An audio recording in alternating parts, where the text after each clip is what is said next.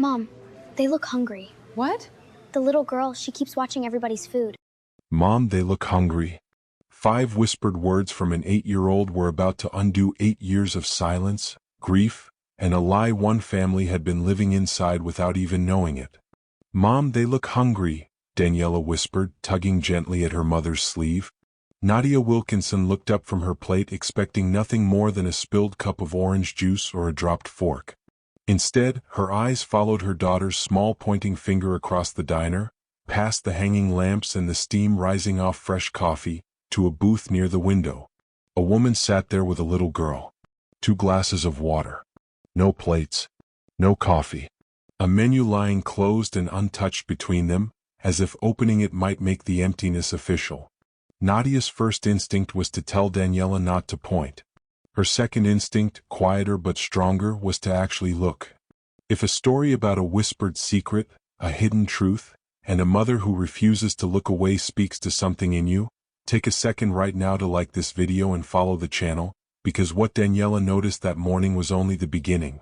It was a bright Saturday morning at Miller's Family Diner, the kind of morning Nadia had learned never to take for granted. She worked 5 days a week as an administrative assistant and picked up bookkeeping jobs on weekends whenever she could get them, and breakfast out with Daniela was a rare, hard-earned treat. Their table was full, pancakes stacked with butter, eggs, bacon curling at the edges, toast, a bowl of fruit. Nadia had made herself one promise since becoming a widow and a single mother 8 years earlier. No matter how tight money got, Daniela would never grow up believing that kindness was something only rich people could afford. Daniela was cutting her pancakes into small, careful triangles when her eyes drifted toward the window booth. A woman in a neat but visibly worn cardigan sat with her daughter, who looked about 6. The little girl's eyes followed every plate that passed, the way a person watches something they want but have decided not to want out loud. Mom, they look hungry, Daniela whispered again, closer this time, cupping her hand near Nadia's ear like she was sharing a secret too important for anyone else to hear. Nadia glanced over, expecting to see nothing unusual. Instead, she noticed the woman wasn't looking at the menu at all. She was watching the front door, the way someone watches an exit when they're bracing to use it quickly. "Don't stare, sweetheart," Nadia murmured out of habit. But she looked again anyway because something about the moment refused to let her look away. The woman reached into her purse and counted a small handful of coins, quiet and quick, then closed her hand around them the instant the waitress came near, as if hiding something shameful instead of something simply true. The little girl leaned toward her mother and whispered something. The woman shook her head, gentle but final. The girl's eyes dropped to her lap. Daniela pushed her own plate an inch toward the center of the table. "Can we give them mine?" Nadia looked at her daughter's half-eaten pancakes. "You haven't finished yours." "I'm not as hungry as she is," Daniela said, as simply as if she were stating the time. That sentence did something to Nadia that 8 years of hardship never had. It moved her. She stood, smoothed her napkin onto the table, and walked toward the window booth before she could talk herself out of it. The woman looked up the moment Nadia's shadow crossed her table, and for half a second, something passed over her face that looked less like surprise and more like recognition. "I'm sorry to interrupt," Nadia said gently. "Would you let me get breakfast for you and your daughter?" The woman's spine straightened instantly. "We're fine, thank you." "It's not charity," Nadia said, echoing words she herself had once needed to hear. "It's breakfast. My daughter already decided we're sharing." The little girl's eyes lit up for just a moment before she caught herself and looked down again, as if hope were something dangerous to be caught holding. It took several more gentle exchanges, but eventually the woman relented, quietly grateful, introducing herself only as Claire. Her daughter's name was Lily. Nadia ordered pancakes for them both and returned to her seat, feeling lighter than she had in weeks. When the check came, the waitress set it down on Claire's table by mistake. Already paid, Nadia's name printed plainly across the receipt. Claire glanced at it out of habit, and went completely still. She read the name twice, as though she needed to be certain her eyes weren't playing a trick on her exhausted mind. Then she looked up, and this time there was no hiding what was written across her face. "Are you," Claire said slowly, "the Nadia Wilkinson who used to live on Briar Street?" The diner noise seemed to fall away. Nadia's fork stopped halfway to her mouth. She hadn't heard anyone say that address out loud in years. Briar Street belonged to another life, the life she'd shared with her husband, Marcus, before everything ended. Nobody outside her closest circle even knew she'd lived there. "How do you know that address?"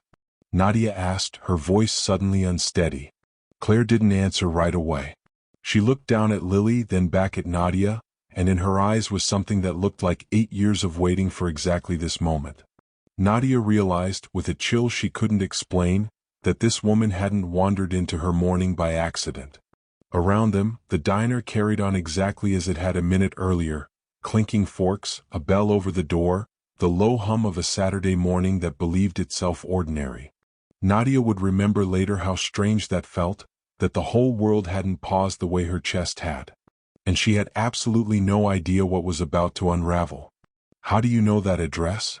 Nadia asked again, quieter this time, because part of her already suspected she wouldn't like the answer. Claire hesitated, glancing at Lily, who was carefully working her way through the pancakes like they were something precious that might disappear if eaten too quickly. Whatever Claire was about to say, she clearly didn't want to say it in front of her daughter. "I haven't lived on Briar Street in almost 9 years, Nadia said carefully. "How would you know that?" "I worked at an accounting office 2 blocks from a company called Halden Freight," Claire said slowly. "Your husband's company."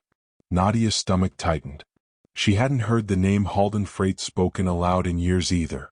Marcus had worked there for the final 3 years of his life, first as a logistics manager, later moving into a position closer to the finance side of the business. A change Nadia had never fully understood the reason for.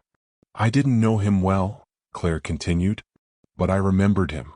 Late one evening, maybe 2 years before you and I would have crossed paths, he came into our office. He was different than I'd ever seen him, nervous, holding a folder he wouldn't set down." Nadia felt her pulse rise in her ears. "He told me someone inside the company was moving money that didn't belong to them," Claire said, "and that whoever was doing it was using his name to cover the trail." The words landed like stones dropped into still water, each one sending out rings Nadia couldn't stop. "Before I could ask him anything else, his phone rang," Claire went on. "He left in a hurry. I never got the full story." "When was this?" Nadia asked, though some part of her already knew. 3 days before he died," Claire said gently. "I only found that out afterward, from the obituary." Nadia sat back against the booth, the noise of the diner suddenly distant, muffled, as though she were hearing it through water. For 8 years she had believed, because she had been told, gently and repeatedly, by people she trusted, that Marcus's death had been a tragic accident following months of financial stress and poor decisions. She had grieved a version of her husband that included failure, carelessness, a man overwhelmed by problems he couldn't manage. Claire's story didn't fit inside that version at all. "I don't understand," Nadia said. "Why would he tell an accountant he barely knew something like that?" "I've asked myself that for years," Claire admitted. "I think he needed someone outside the company. Someone who wasn't already part of whatever he was afraid of." Daniela, sensing the shift in her mother's mood without understanding its cause, slid closer to Nadia's side and quietly took her hand under the table. It was such a small gesture, but it steadied Nadia enough to keep asking questions instead of walking away from them. "Why didn't you ever try to find me?" Nadia asked. "If you knew something was wrong." "I was scared," Claire said, and for the first time her voice cracked slightly. "Things happened after that. To me. I didn't know who to trust, and I definitely didn't think a stranger showing up at your door with a strange story about your dead husband would have gone over well." There was something in the way she said things happened to me that told Nadia this conversation had layers she hadn't reached yet. Claire reached down into the worn canvas bag beside her, the same bag she'd been clutching protectively since Nadia first noticed her. Her hands were unsteady as she dug past a folded jacket and a small coin purse. "I've carried this for almost 8 years, Claire said. "I told myself I'd give it to you if I ever found you. I didn't think I ever would." She pulled out a small envelope, its edges soft and worn from handling, sealed with tape that had yellowed slightly with age. Nadia's name was written across the front in handwriting she would have recognized anywhere, in any lifetime, under any circumstances. Marcus's handwriting. He gave you this? Nadia asked, barely above a whisper. Claire nodded. The same night he came into my office. He told me, if anything happens to me, make sure Nadia Wilkinson gets this. I didn't know your last name at the time. It took me years just to learn it, and even longer to work up the courage to actually look for you. Nadia stared at the envelope like it might combust if she touched it. What's inside? She asked. I don't know, Claire said. I never opened it. It wasn't mine to open.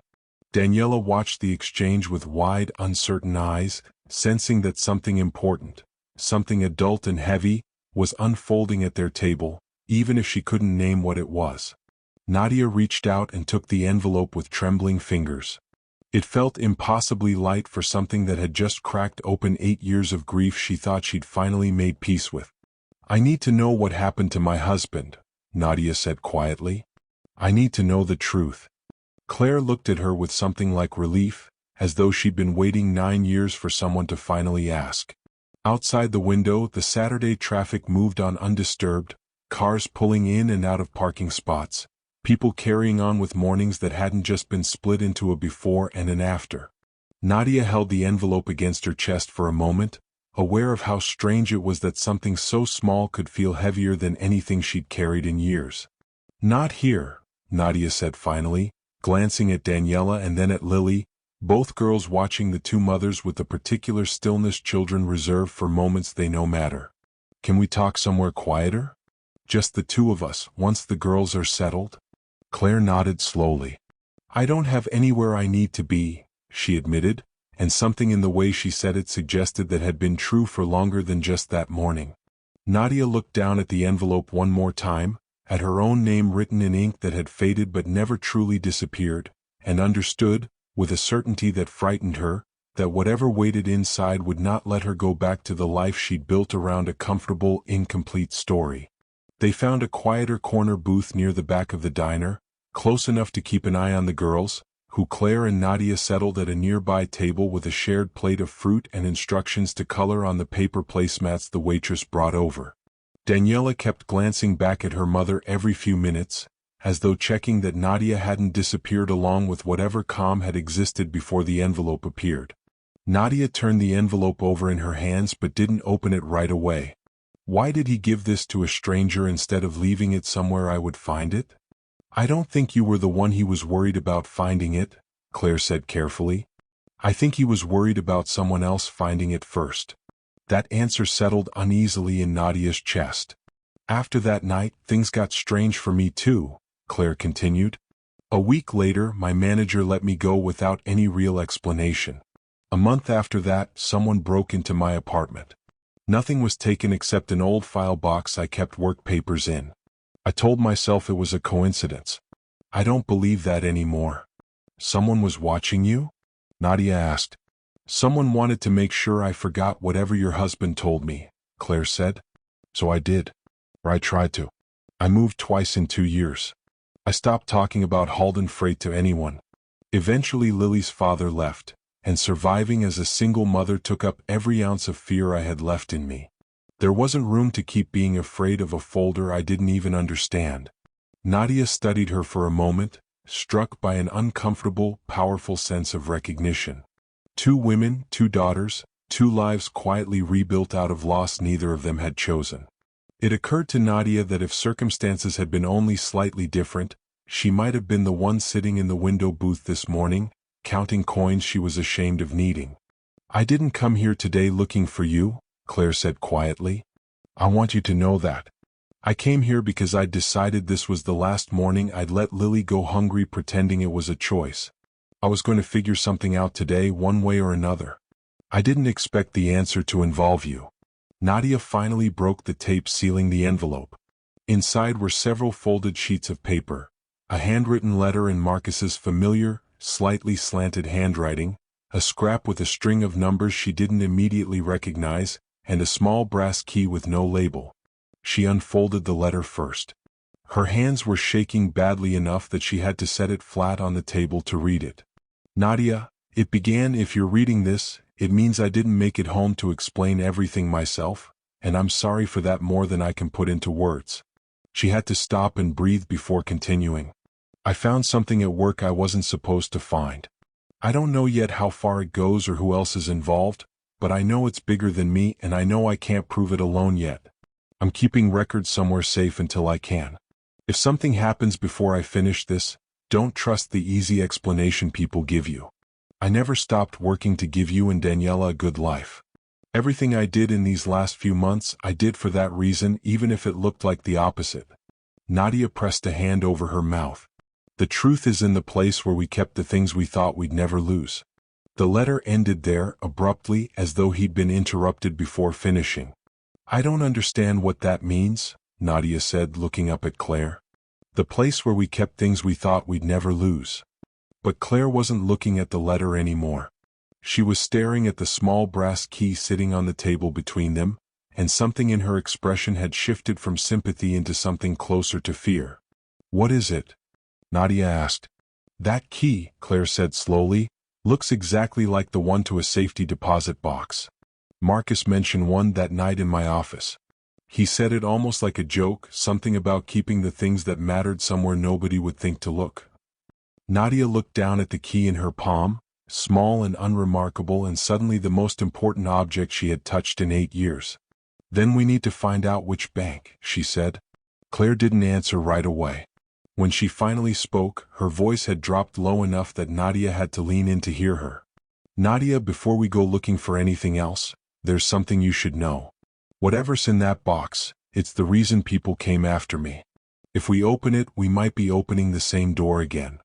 Nadia looked over at Daniela, who was carefully drawing a sun in the corner of her paper placemat, oblivious to the fact that her mother's entire understanding of the last 8 years had just cracked down the middle. Whatever door Claire was talking about, Nadia realized she no longer had the option of leaving it closed. She had spent 8 years building her life on top of an unfinished story, and she couldn't unknow that now. "I appreciate you warning me," Nadia said. "But I've spent 8 years believing my husband failed us. I've let people who claim to care about me shape that belief without ever questioning it too hard, because grief made it easier to accept an ugly answer than to keep asking questions with no end in sight. I'm done doing that."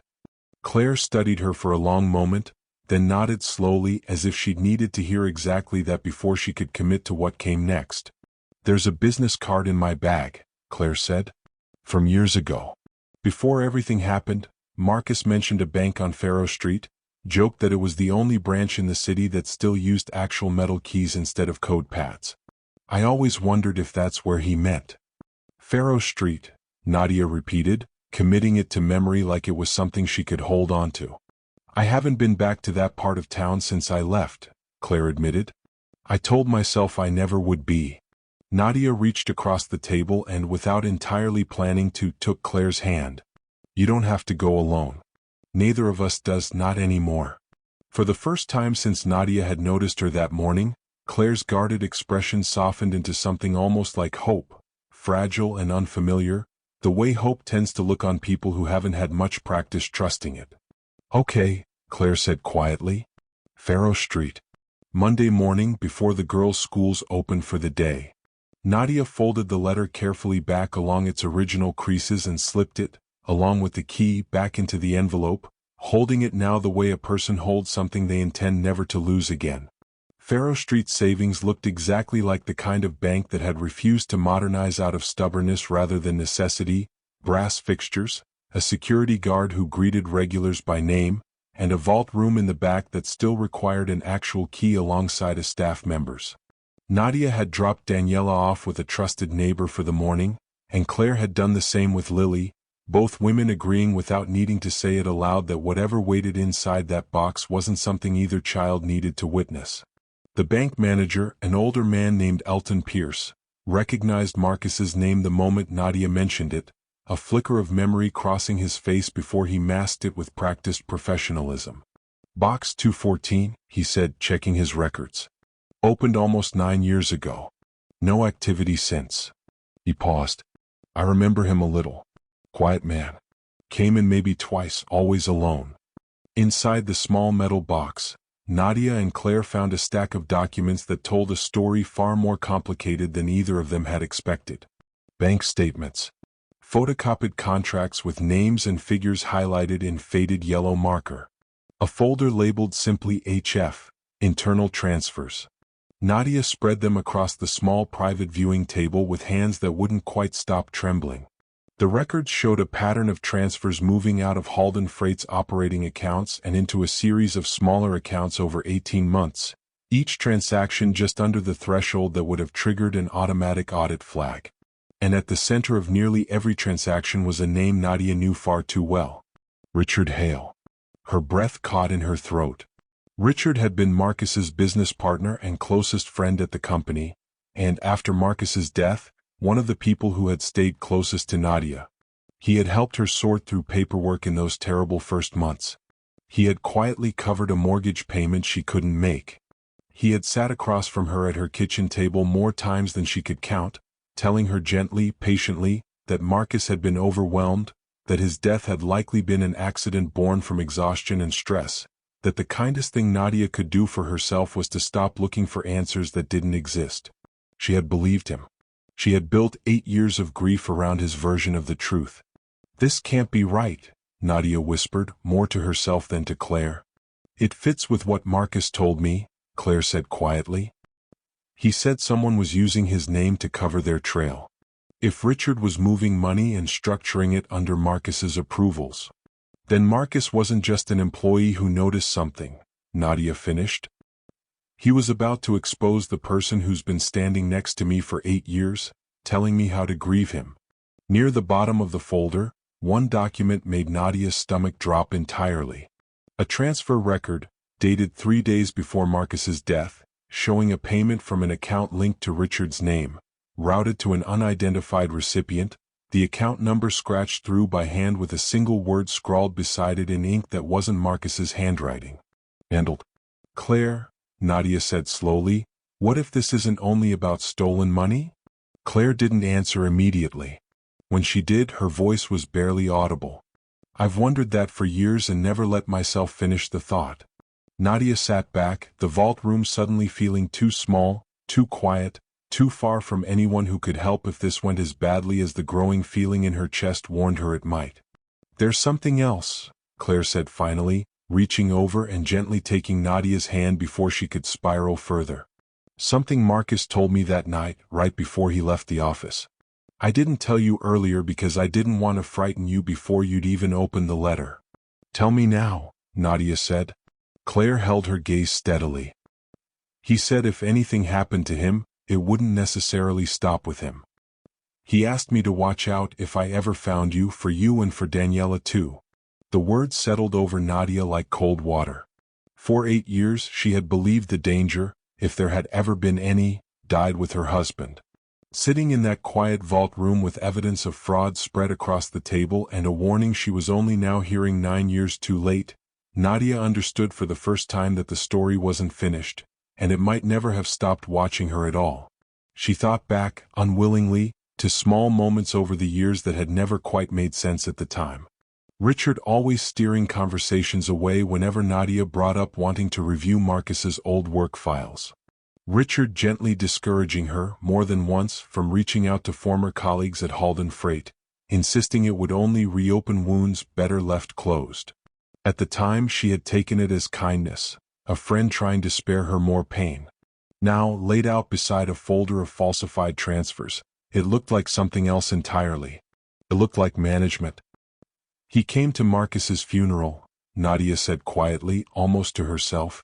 "He gave a eulogy. He said Marcus was the most honest man he'd ever worked with." Claire's expression didn't hide her disgust. People who do this kind of thing are usually very good at looking sincere. It's part of how they get away with it for so long.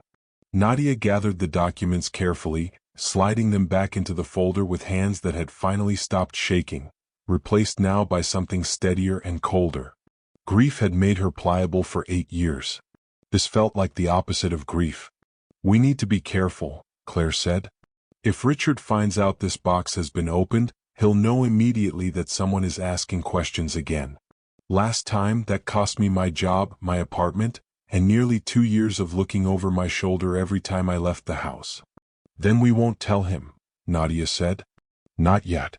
Not until we understand everything we're looking at.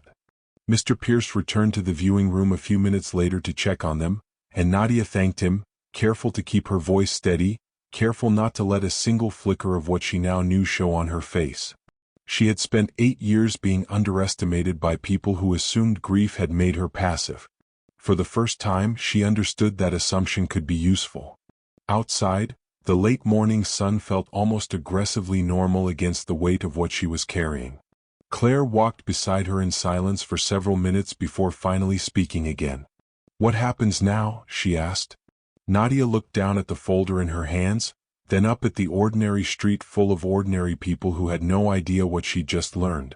"Now," Nadia said, "I stop letting other people decide what my husband's death means." The days that followed felt like living two separate lives stitched clumsily together. In one, Nadia packed school lunches, answered emails at her desk, helped Daniela with spelling homework, and smiled through the small rituals of an ordinary week. In the other, she lay awake each night turning over financial records in her mind, replaying 8 years of conversations with Richard Hale, searching for every small lie folded inside his kindness. She hadn't told anyone else what she'd found. Not yet. Not until she understood the whole shape of it. Claire came by one evening after the girls had gone to bed early, worn out from an afternoon spent playing in Nadia's backyard, a friendship blooming between Lily and Daniela with the easy speed only children seem capable of.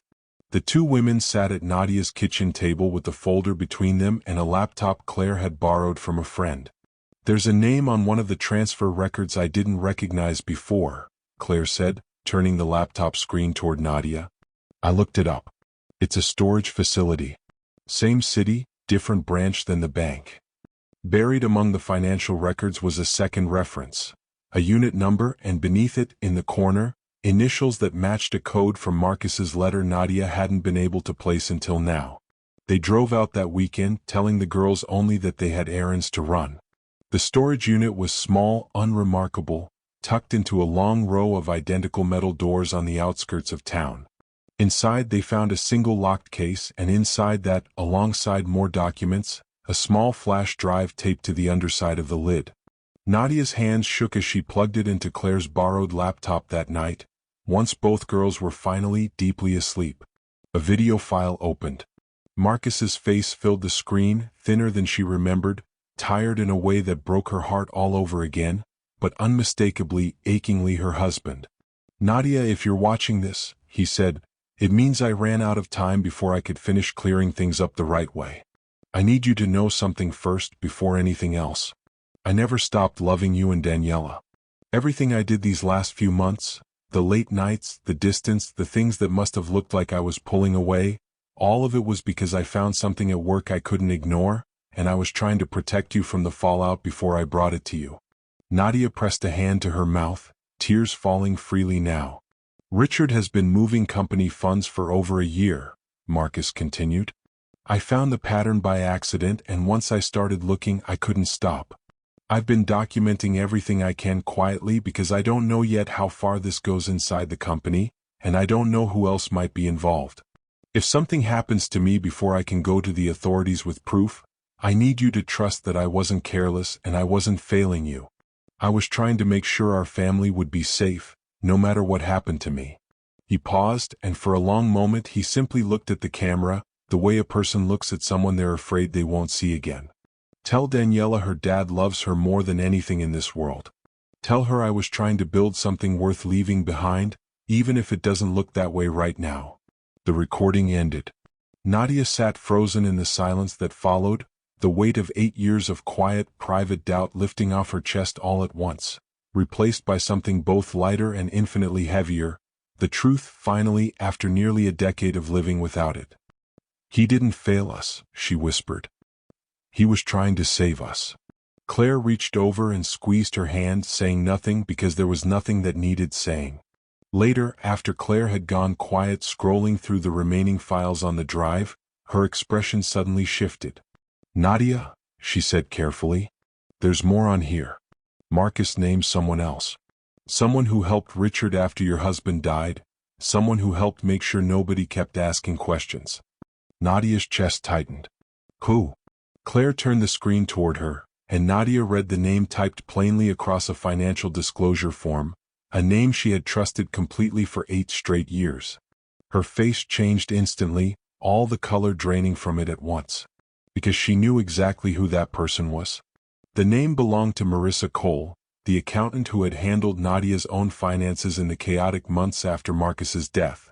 A woman Richard himself had recommended, praising her thoroughness, her discretion, her willingness to help a grieving widow untangle a household's worth of paperwork she'd never had to manage alone before. Nadia had trusted Marissa's numbers without question for years, never once imagining that the very person organizing her late husband's estate might have been helping bury the evidence of what had actually happened to him. She handled my accounts, Nadia said slowly, the realization settling over her like ice water. For years, she had access to everything. Every file, every record, every account Marcus ever touched. If she was helping Richard cover the transfers, Claire said, she'd have had every opportunity to make sure nothing incriminating ever surfaced in your paperwork. And she'd have known immediately if you ever started asking the wrong questions. Nadia thought back to a handful of moments that had once seemed like nothing. Marissa gently discouraging her from hiring an outside auditor, to save on unnecessary fees. Marissa always present at the same dinners and holidays as Richard. The two of them exchanging glances Nadia had never thought twice about. She had spent 8 years surrounded, without realizing it, by the very people responsible for the silence around her husband's death. I let her into my life, Nadia said, her voice hollow. I let both of them into my life. You trusted people who were counting on exactly that, Claire said gently. That's not a failure on your part, Nadia. That's what manipulation looks like when it's done well. It doesn't feel like manipulation while it's happening. It feels like kindness. Nadia closed the laptop slowly, as though closing it might somehow contain the enormity of what she'd just learned, even though she knew it wouldn't. Down the hall, she could hear the faint, steady sound of Daniela's breathing through the baby monitor she still kept out of habit, and something in that small, ordinary sound anchored her enough to keep her from unraveling completely. I need to think, Nadia said, about how we do this, about how we prove all of it without putting the girls in danger. Claire nodded, gathering the drive and the folder carefully. We'll figure it out together. You're not doing this alone anymore. For the first time since Nadia had opened that sealed envelope, she let herself believe that might actually be true. Nadia didn't confront anyone right away. Instead, over the following 2 weeks, she did something that surprised even her. She waited, watched, and gathered, moving carefully instead of emotionally for the first time since this had all begun. She reached out quietly to a private investigator named Frank Delgado, a retired financial crimes detective a co-worker had once mentioned in passing. Frank listened to her story without interrupting, examined the documents from the safety deposit box and storage unit with a practiced, patient eye, and confirmed what Nadia had already begun to suspect. This isn't amateur work, Frank told her. Whoever structured these transfers knew exactly how to stay under audit thresholds. That takes either real financial expertise or someone with access to the company's internal systems. Possibly both. Marissa Cole handled all my personal accounts after my husband died, Nadia said. She would have had exactly that kind of access. Frank nodded slowly. Then it's worth finding out whether her fingerprints are on any of this too. Over the following days, Frank helped Nadia and Claire begin quietly building a case, cross-referencing dates, tracing account numbers through public filings, identifying a pattern of shell accounts that all led back, eventually, to signatures belonging to either Richard Hale or Marissa Cole. It was slow, painstaking work, done mostly late at night after the girls were asleep, fueled by lukewarm coffee and a shared determination neither woman fully articulated but both understood completely. Nadia continued seeing Richard occasionally during this period, careful to behave exactly as she always had, friendly, grateful, unassuming. She let him believe nothing had changed, even as she quietly tested the edges of his story, mentioning offhand that she'd been going through some old boxes of Marcus's things, watching his reaction carefully. He didn't flinch outwardly, but something in his eyes sharpened, just slightly, just long enough for Nadia to notice. "You should let the past stay in the past," Richard told her gently over coffee one afternoon, in the same soothing tone he'd used for 8 years. "Digging through old memories rarely brings peace, Nadia. It just reopens wounds." For the first time, Nadia heard those familiar words differently. Not as comfort. As a warning dressed up as concern.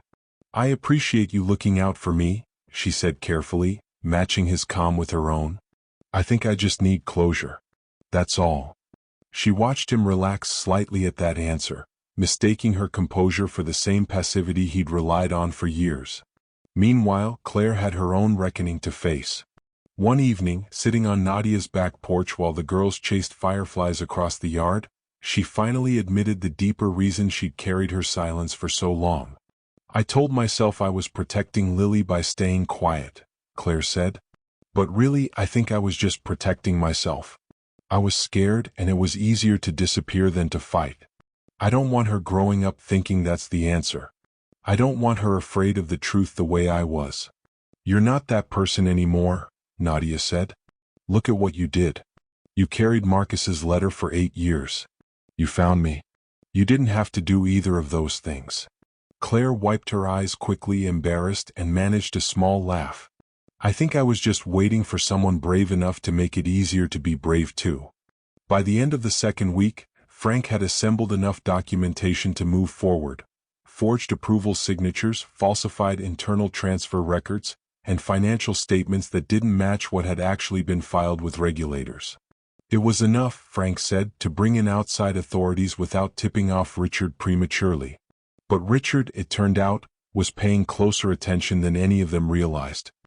He called Nadia late one night, his voice stripped of its usual warmth. "I heard you've been asking around about old company records," he said. "I'd think very carefully before you go any further with this, Nadia. For your sake. And for Daniela's." The threat, thinly veiled behind concern, confirmed everything Nadia had spent 2 weeks trying to prove. "You had 8 years to convince me my husband was a failure," Nadia said, her voice steady despite the pounding of her heart. "You don't get another year to keep me quiet." She hung up before he could respond, hands shaking, but for the first time in a long while, not from fear. She called Frank immediately, relaying the conversation word for word while it was still fresh, her voice steadier than she expected. Frank listened carefully, then went quiet for a moment on the other end of the line. "That's not a man being cautious," Frank said finally. "That's a man realizing he's about to lose control of a story he's been managing for 8 years. People like that don't sit still once they feel cornered. They act." "Act how?" Nadia asked. "He'll try to protect himself," Frank said. "Which usually means one of two things. He'll try to discredit you before you can bring anyone official into this. Or he'll try to make sure whatever evidence still exists disappears before anyone else can see it." Nadia thought immediately of the remaining files still sitting in Frank's office, of the flash drive now locked in a safe deposit box under Claire's name at a different bank entirely, of every fragile piece of proof that had taken 8 years to surface and could, apparently, still be lost in a single night if they weren't careful. "We need to move faster than we planned," Nadia said. "Agreed," Frank replied. "I'll reach out to a contact I still have at the district attorney's office first thing tomorrow. In the meantime, keep everything you have somewhere secure, and don't meet with Richard alone, no matter how calm he sounds."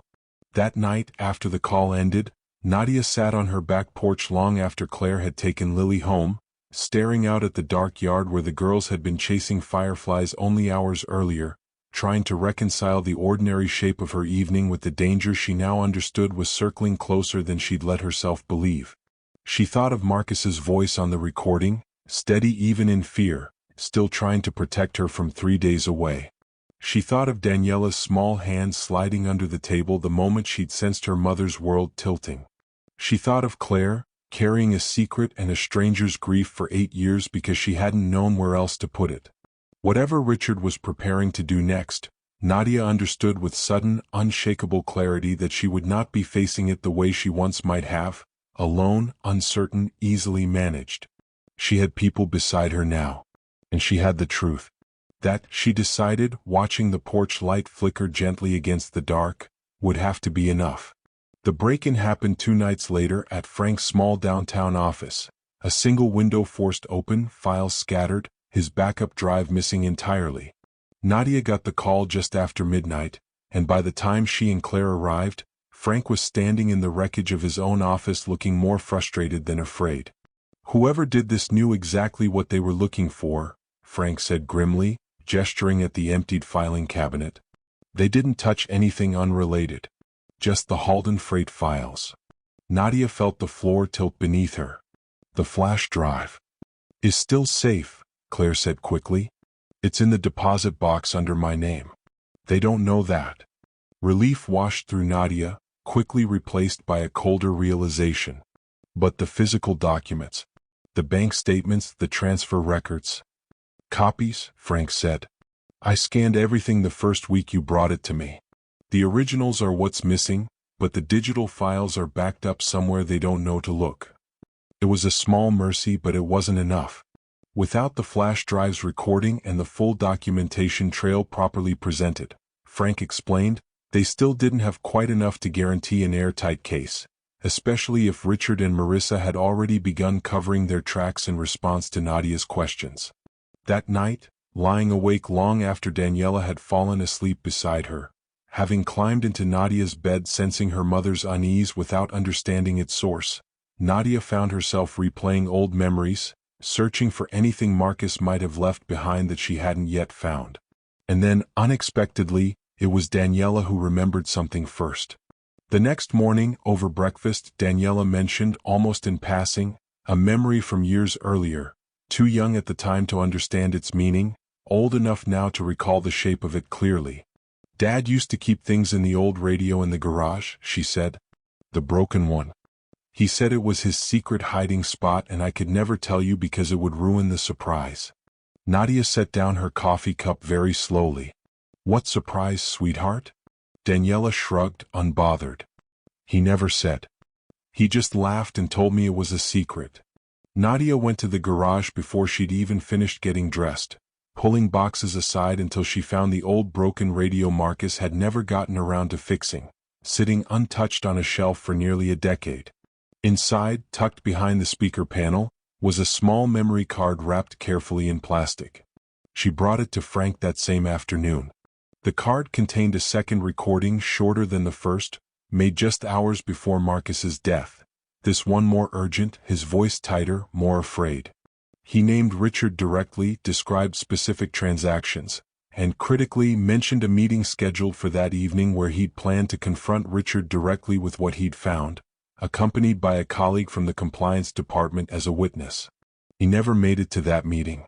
The recording, combined with Frank's remaining digital copies and Claire's decade-old testimony, was finally enough.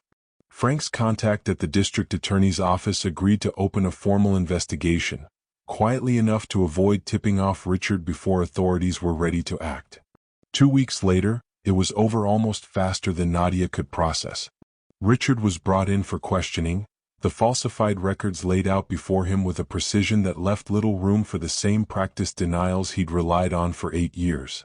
Marissa's involvement surfaced soon after, her carefully maintained accounts unable to withstand the scrutiny of investigators who finally knew exactly where to look. Nadia sat in a small conference room during part of the formal interview process, not required to be there but unwilling to be anywhere else, watching as Richard's composure finally, completely broke. For 8 years, Nadia told him, her voice calm in a way that surprised even her, you let me believe my husband died of failure. You let me grieve a lie you built specifically so I'd never look too closely. Richard said nothing. There was, finally, nothing left for him to say. As officers escorted him out, Nadia turned to Claire, who had come along to give her own statement, and asked the question that had been sitting quietly in the back of her mind since that first Saturday morning. Why did you finally come to that diner? Nadia asked. That morning of all mornings? Claire looked over at Lily, who was sitting nearby coloring, blissfully unaware of the enormity of what her mother had just helped uncover. Because I was about to give up, Claire admitted quietly. I decided that morning would be the last time I let her go hungry pretending it was temporary. I was going to figure something out no matter what it took. I just never imagined the answer would be you. Nadia felt the full weight of that admission settle over her, the strange, quiet way that two families' worst mornings had somehow intersected into something neither of them could have predicted. She thought about how easily she could have kept her eyes on her own plate that Saturday, how easily the whole diner full of people could have looked past the window booth the same way they'd been doing for as long as Claire and Lily had been sitting there. "Daniela's the one who noticed you," Nadia said. "I almost missed it entirely." "Kids notice what we've trained ourselves not to see," Claire said. "I think that's part of why it felt safe to let her see us. Grown-ups look away out of habit. Children haven't learned that habit yet." Frank appeared in the doorway a moment later, holding a folder of paperwork that represented, Nadia understood, the formal official end of 8 years of unanswered questions. "The DA's office says this is about as clean a case as they've seen in a while," he told them. "Between the recordings, the documents, and both your statements, they don't expect this to drag out." "What happens to the company?" Nadia asked. "Restructuring most likely," Frank said. "New leadership. There's already talk of a settlement fund for affected shareholders and employees, and given the paper trail, your husband's name is going to be cleared publicly, not just in some quiet internal report nobody reads." Nadia hadn't let herself think that far ahead, that Marcus's name, tangled for 8 years in whispered assumptions about failure and carelessness, might finally be spoken with the respect he'd actually earned trying to protect his family. "He'd want people to know the truth," Nadia said. "Not for his sake. For Daniela's. So she never has to wonder if her father was the man people quietly implied he was." Claire reached over and squeezed her hand one more time before they gathered their things to leave, the conference room finally emptying of the tension that had filled it for the better part of 2 weeks. Outside, the afternoon sun felt almost startlingly ordinary, the kind of light that didn't seem to know anything monumental had just happened beneath it. Nadia breathed it in anyway, deeply, like something she intended to remember. The weeks that followed unfolded with a quieter kind of momentum. The investigation into Halden Freight moved forward in the hands of people equipped to handle it.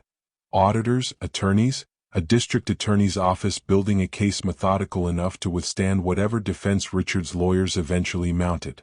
For the first time in 8 years, Nadia found herself able to step back from Marcus's story and simply live inside her own again. She used part of the settlement fund the company had established, once it became available, to help Claire find a small apartment closer to Nadia's neighborhood, close enough that Lily could switch to Daniela's school without much disruption. Claire resisted at first, the same instinct for pride and self-reliance that had kept her from asking for help at the diner rising up again. "I'm not rescuing you," Nadia told her gently, sitting across from Claire's kitchen table in the new apartment, boxes still half unpacked around them. "I'm helping you stand. There's a difference and I think you know it." Claire nodded slowly, something in her posture finally relaxing in a way Nadia hadn't seen since that first Saturday morning in the diner. Claire found steady work soon after, bookkeeping for a small local business owner who valued her thoroughness and, crucially, never once made her feel like her past struggles defined her present worth. Watching Claire settle into that stability, Nadia felt an unexpected kinship. 2 women who had each spent years being underestimated, quietly rebuilding lives out of circumstances that had tried hard to convince them they couldn't. Daniela and Lily, meanwhile, became inseparable in the effortless way young children often do, moving from cautious playdates to full weekends spent back and forth between each other's homes within a matter of months. One afternoon, Nadia overheard the 2 of them talking on the back porch, Lily asking Daniela why she'd noticed her at the diner that morning in the first place. "Because you looked hungry," Daniela said simply. "A lot of people probably saw that," Lily said. "Why'd you say something?" Daniela thought about it for a moment, the way children do when a question is bigger than they initially realized. "I don't know. I guess I just actually looked." That small exchange stayed with Nadia longer than almost anything else that had happened over the past 2 months, a reminder that the entire unraveling of 8 years of buried truth had started with something as simple and as rare as a child choosing to actually look. One quiet Sunday afternoon, Nadia visited Marcus's grave for the first time in nearly a year, carrying with her for the first time the full and unbroken truth of who he had been. She sat on the grass beside the headstone the way she used to in the early years, before grief had hardened into something more like distant obligation. "I know now," she told him quietly. "I know you didn't give up on us. I know you were trying to protect us the whole time." She told him about Daniela, about the fierce, generous kindness their daughter had grown into, about how much of him Nadia still saw reflected in the smallest of Daniela's gestures. A stubborn insistence on fairness, a refusal to look away from someone else's hardship. She told him about Claire and Lily, about the strange, winding path that had led two struggling families back to the truth he died trying to protect. For the first time in 8 years, she left the cemetery without the familiar ache of unanswered questions trailing behind her. That following Saturday, Nadia and Daniela returned to the diner where it had all begun, settling into a booth near the window, ordering the same breakfast they'd shared that first morning: pancakes, eggs, bacon, toast, a bowl of fresh fruit between them. The diner buzzed with its usual Saturday morning energy, oblivious to the fact that months earlier, an ordinary breakfast at this exact table had quietly cracked open a truth buried for nearly a decade. Daniela was halfway through her pancakes when her eyes drifted, almost instinctively, toward another booth near the far wall, where a mother sat with two restless younger children, her expression tight with the particular exhaustion of trying to manage more than she currently had the resources to manage. Daniela set down her fork slowly. "Mom," she said quietly, leaning toward Nadia the way she had that first unforgettable morning. Nadia looked at her daughter, already sensing, with a warmth that spread through her entire chest, exactly what was coming. Before Daniela could finish her thought, Nadia noticed movement near the diner's entrance. A familiar figure pushing through the door, scanning the room until her eyes landed on their booth.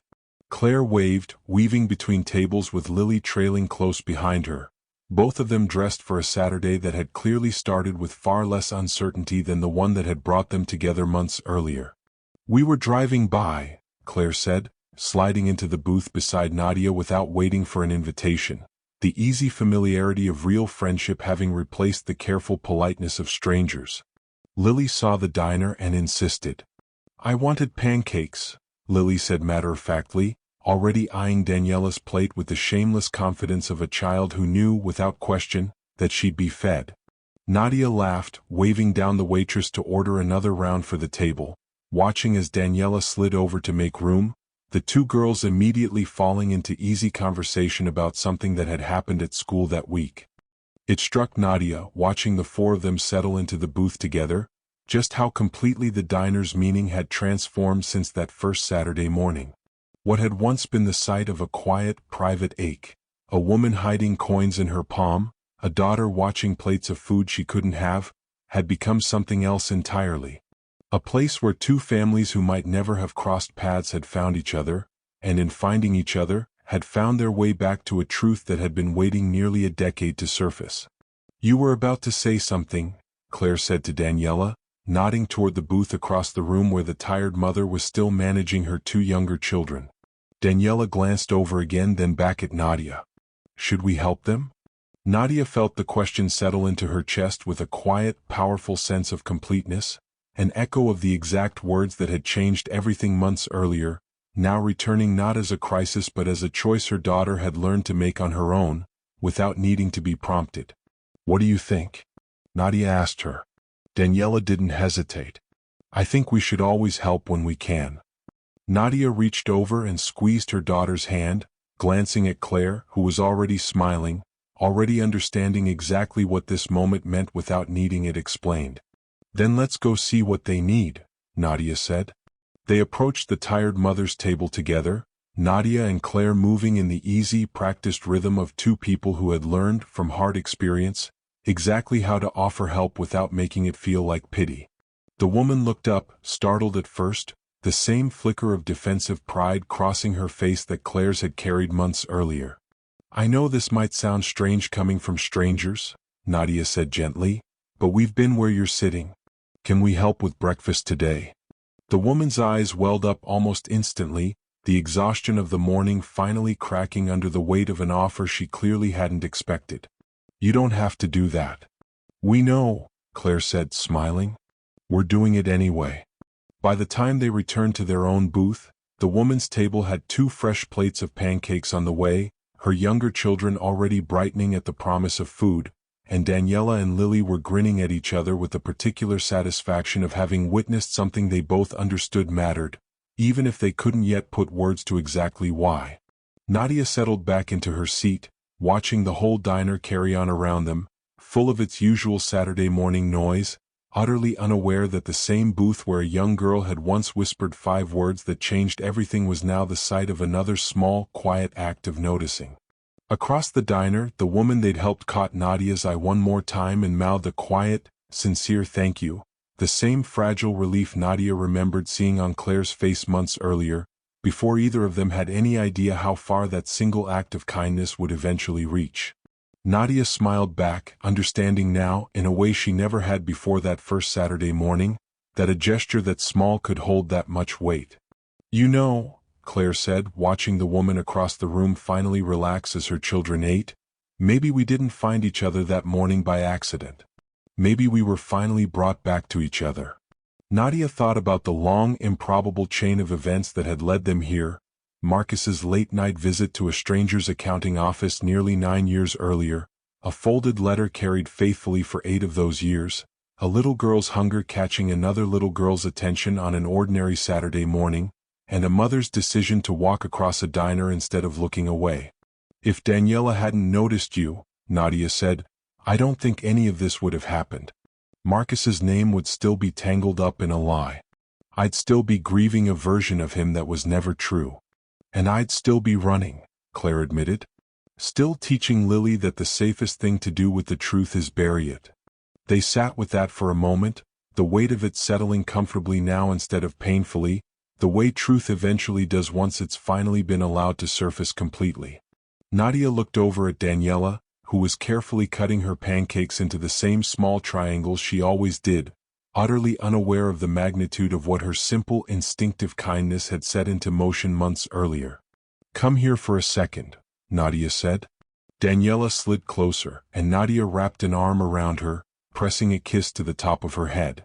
Never underestimate what happens when you notice someone everyone else has learned to look past, Nadia told her. You did that. You're the reason all of this happened, the good and the hard parts both.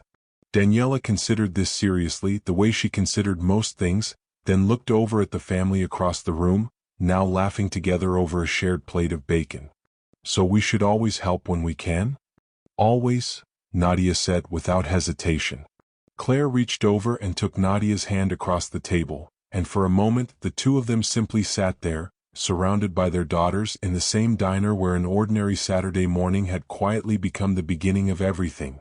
A buried truth uncovered, a husband's name finally restored, 2 families rebuilt not out of tragedy alone, but out of the simple, radical decision to actually look at the people everyone else had learned to overlook. If this story moved you even a little, do one thing before you go. Hit like, follow the channel, and drop a comment telling us the moment that hit you hardest, because stories like this one are only possible because people like you keep showing up for them, and there's another story just like it waiting for you right now. Outside the diner window, the Saturday morning traffic moved on exactly as it always had, cars pulling in and out, people carrying on with ordinary lives that had no idea what had just unfolded over a shared plate of pancakes. But inside, at a booth by the window, 2 families who had found each other through nothing more than a whispered observation sat together, finally, fully whole. Later that afternoon, as they gathered their things to leave, Daniela lingered by the window a moment longer, watching the family they'd helped walk out together toward the parking lot, the mother's shoulders visibly lighter than when she'd walked in. Daniela turned back to Nadia with the quiet satisfaction of someone who had learned, firsthand now, exactly what her mother had been trying to teach her all along. I think that's my favorite kind of morning, Daniela said simply.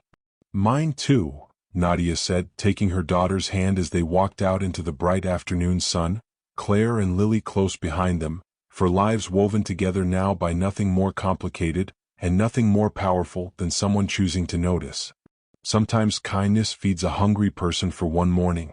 Sometimes it uncovers a truth buried for nearly a decade. And sometimes the person you stop to help is quietly carrying the very answer you've spent your whole life searching for.